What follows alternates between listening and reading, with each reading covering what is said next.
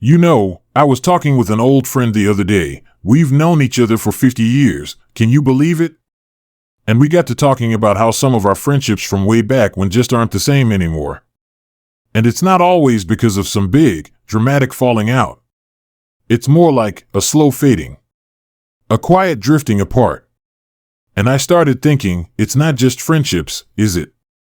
Sometimes it's our relationships with our own family, or even the relationship we have with ourselves and our own potential. Have you ever felt that? A little distance that seems to have grown without you even noticing? It's a funny thing.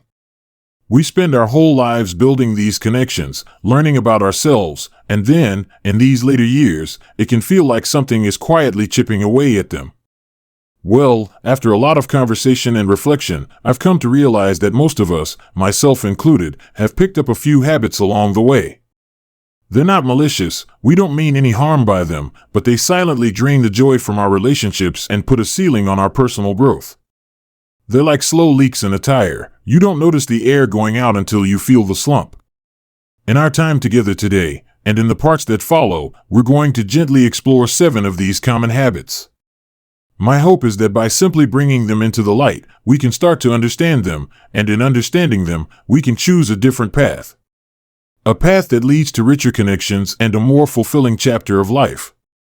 Because this time of our lives should be about flourishing, not fading. So, let's start with a habit that I think is at the root of so much else. It's the habit of living in the good old days. Now, don't get me wrong. Our memories are a treasure. They're the rich tapestry of our lives. But there's a subtle danger when we start to believe that the best of life is behind us, that everything was brighter, better, and more meaningful back then.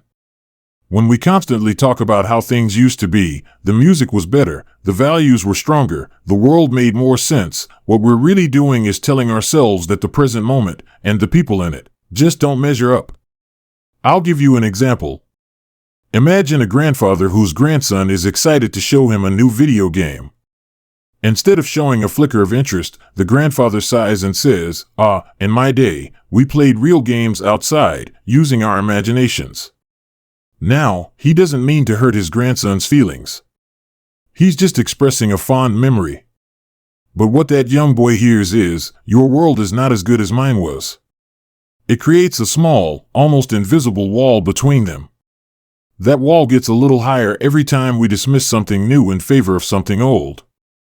We inadvertently push away the very people, our children, our grandchildren, new friends, who could bring us so much joy and fresh perspective today. The future becomes a foreign country, and we've refused to learn the language. The trick isn't to forget the past, but to make sure we're not living there as a tenant.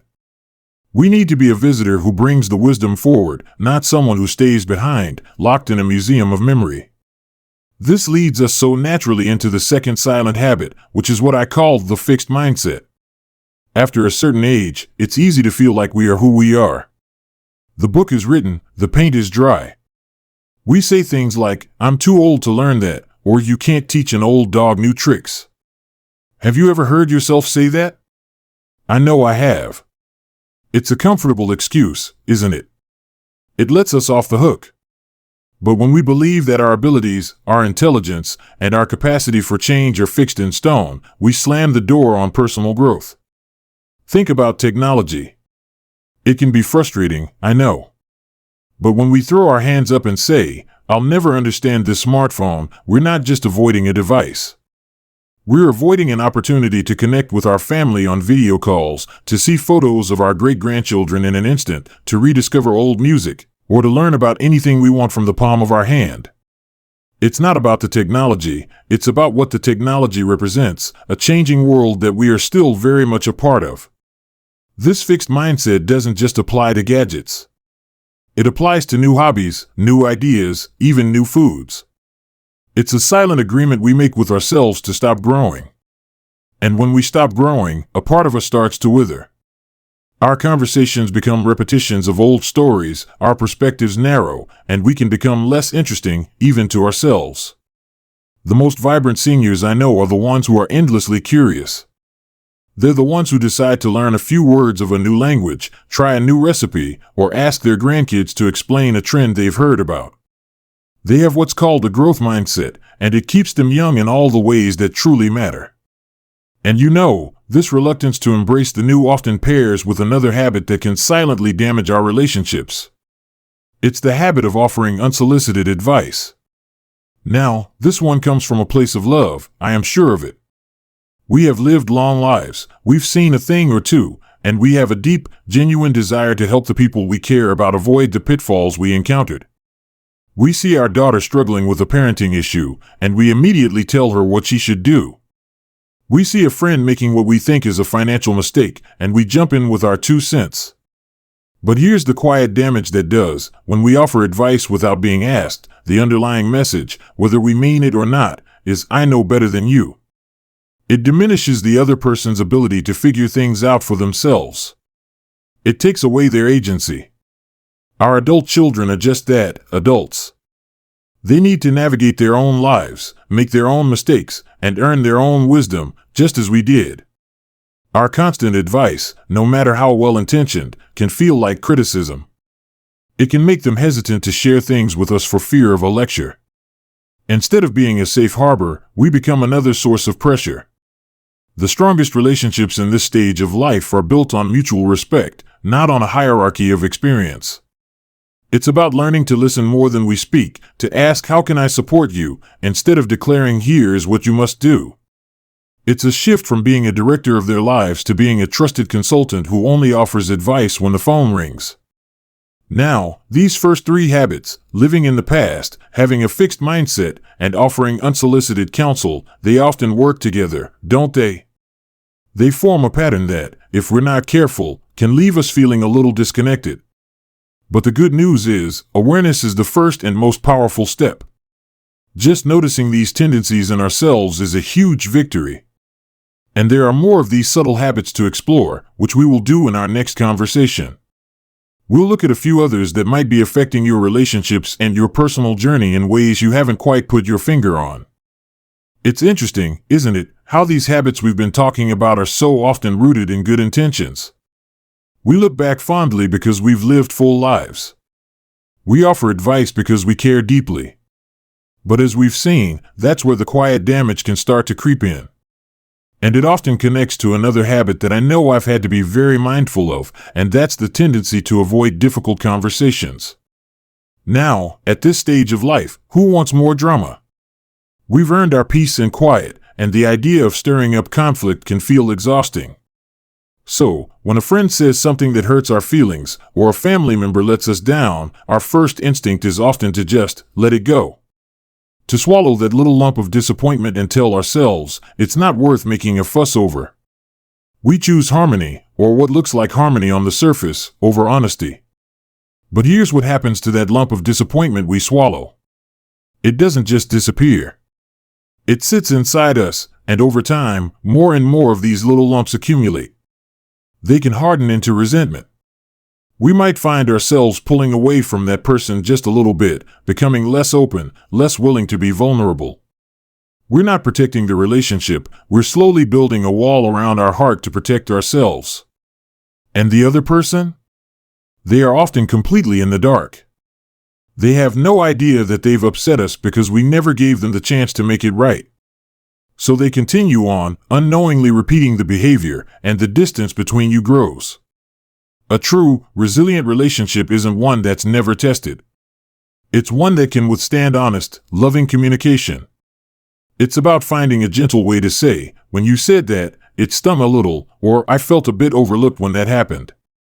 It's not about accusation, it's about sharing your own feelings. It takes courage, I know, but that courage is the lifeblood of a deep and lasting connection. And this avoidance often goes hand in hand with a habit that can be a real joy killer for ourselves and for those around us. I'm talking about constant complaining or focusing on the negative. Now, let's be clear. Life after 60, 70, 80, it comes with its very real challenges. Aches and pains are not imaginary. Loss is a profound part of our landscape. There are days when the news is bleak and our bodies don't cooperate like they used to. Giving voice to our struggles is healthy and necessary. But there's a world of difference between sharing a genuine difficulty and falling into a persistent pattern of negativity. It's the habit of starting every conversation with a list of what's wrong: the weather, the government, the traffic, your arthritis, the price of bread. When this becomes our default mode of communication, it becomes a heavy weight for the people who love us. They start to dread our calls, not because they don't love us, but because they feel helpless to lift the cloud of gloom we bring with us. It drains their energy and, perhaps more importantly, it completely drains our own. Our brain gets into a rut, a well-worn neural pathway that only looks for what's wrong. It's like walking the same path through a field every day. The path gets deeper and deeper, and it becomes harder to see the beautiful wildflowers growing just a few feet away. I'm not suggesting we pretend everything is perfect. That's not realistic. But I am suggesting we practice, consciously, looking for the good. It's a simple, powerful shift.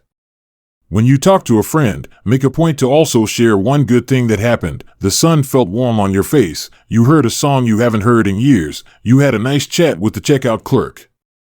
This isn't about Pollyanna positivity, it's about balance. It's about reminding our own brains, and sharing with others, that joy and sorrow can, and do, coexist. This leads us to a more subtle habit, one that can quietly stifle our own growth and make our world feel smaller. It's the habit of stopping the creation of new memories. Think about it. So many of our fondest, most vivid memories are from our youth, our middle years, raising families, building careers, going on big adventures. And we replay those memories like beloved old movies. But when was the last time you did something for the first time? When was the last time you created a brand new, vibrant memory that belongs specifically to this chapter of your life? It's so easy to fall into a comfortable, but stagnant, routine. The same meals, the same walks, the same television shows, the same conversations with the same people about the same things. Our lives become a loop. And when we stop creating new memories, we send a powerful message to our psyche that the exciting part of life is over.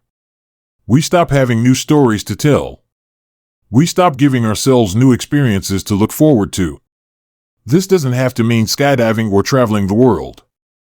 It can be as simple as trying a new type of cuisine, visiting a town you've never been to just an hour away, volunteering for a cause you know nothing about, or even just rearranging the furniture in your living room to create a new perspective. It's about intentionally injecting novelty into your life. Because every new experience, no matter how small, is a message to yourself that says, my story is not over yet. There are still new pages being written. These new memories become the treasures of our later years, and they give us something fresh and exciting to share with the people we love, pulling them into our ongoing adventure rather than always revisiting the past.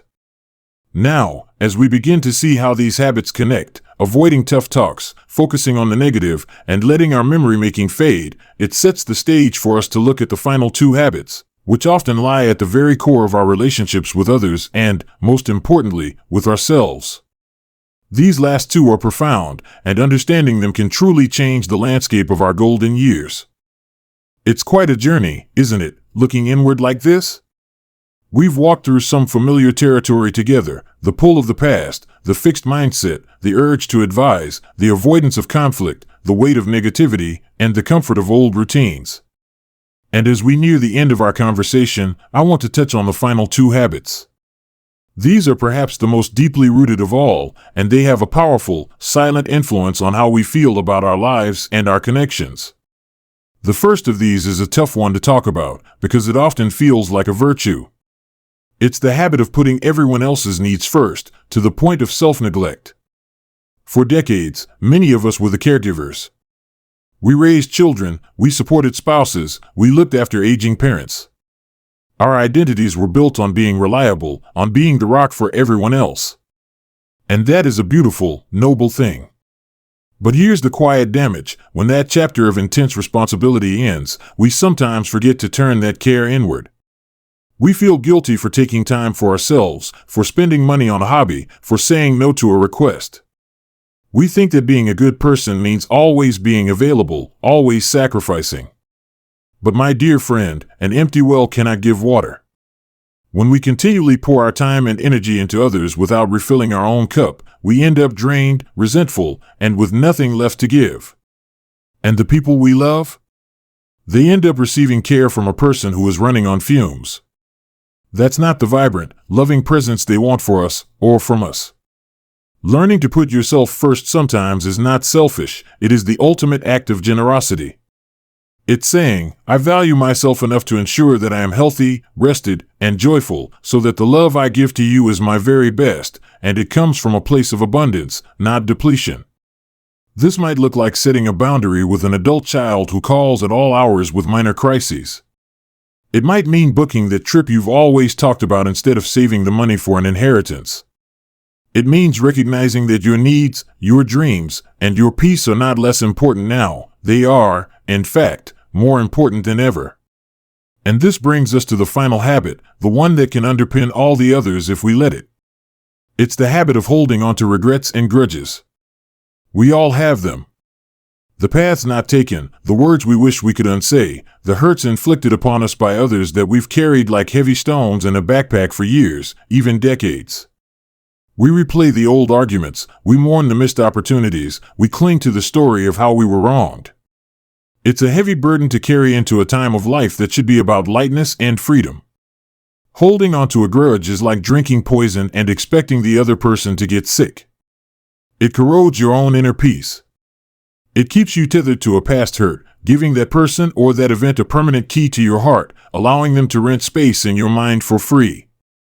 And regrets? They chain us to a version of ourselves that no longer exists. They make it impossible to appreciate the beautiful, complex, and ultimately perfect path that has led you to who you are right now. Forgiveness, and I'm talking primarily about forgiving yourself, is not about saying that what happened was okay. It's about declaring that you will no longer allow it to control your present happiness. It's about setting down that heavy backpack and walking on, lighter and freer.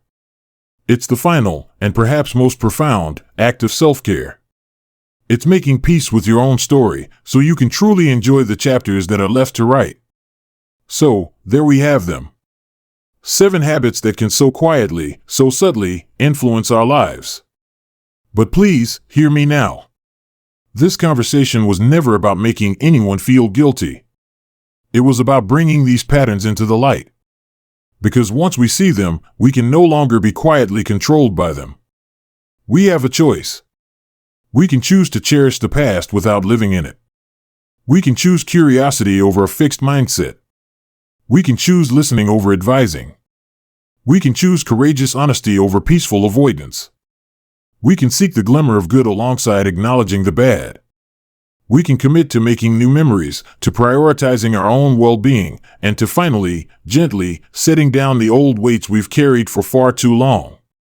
Small, gentle shifts in these areas can create ripples that transform your relationships and open up a world of personal growth you might have thought was behind you. This time of life is not an ending, it's a new beginning, rich with potential for deeper connection and profound personal discovery. I would truly love to hear your thoughts. Has one of these habits resonated with you today? Or have you found a way to overcome one of them? Please, share your experiences in the comments below. Your wisdom might be the very thing that helps another viewer on their own journey. If this conversation has been helpful, if it's given you something to think about, I'd be so grateful if you'd give this video a like and subscribe to the channel. It's my sincere hope to continue having these meaningful conversations with you, to explore how we can all live our very best lives, right here, right now. So from my heart to yours, thank you for your time and your openness. Remember, your story is still being written, and the most beautiful chapters may very well be the ones you start today. Here's to living your best life at any age.